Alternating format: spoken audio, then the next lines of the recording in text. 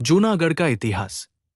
जूनागढ़ गुजरात राज्य का एक ऐतिहासिक और सांस्कृतिक नगर है जो गिरनार पर्वत की तलहटी में स्थित है।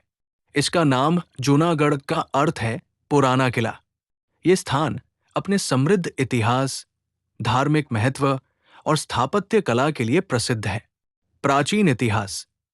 जूनागढ़ का इतिहास मौर्य काल तक जाता है।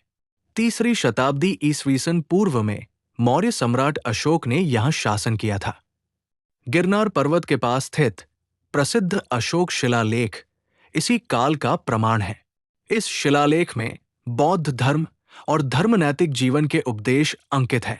मौर्य के बाद, मौर्यों के पतन के बाद यहाँ पर सातवाहन, गुप्त और चालुक्य राजाओं का शासन रहा।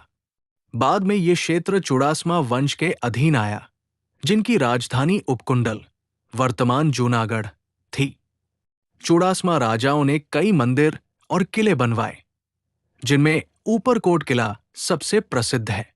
मुस्लिम शासन और नवाबों का काल। 15वीं शताब्दी में जूनागढ़ पर मुस्लिम सुल्तानों का शासन आया। बाद में ये क्षेत्र जूनागढ़ रियासत के रूप में विकसित हुआ, जिसके शासक नवाब कहलाते थे। नवाबों ने जूनागढ़ को आधुनिक स्वरूप दिया। उन्होंने महल, मस्जिदें, बगीचे और इमारतें बनवाई। महाबत मकबरा उनकी स्थापत्य कला का उत्कृष्ट उदाहरण है। स्वतंत्रता और भारत में विलय।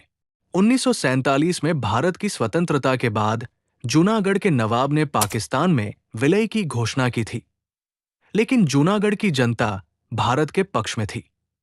जनमत संग्रह के बाद जूनागढ़ को भारत में मिला लिया गया। 1948। धार्मिक और पर्यटन स्थल। गिरनार पर्वत जैन, हिंदू और बौद्ध धर्म का पवित्र स्थल।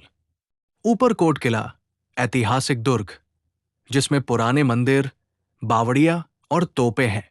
महाबत मकबरा इंडो इस्लामिक वास्तुकला का अद्भुत नमूना। दमोदर कुंड, मलयगिरी और सतपुड़ा की गुफाएं धार्मिक और ऐतिहासिक स्थल।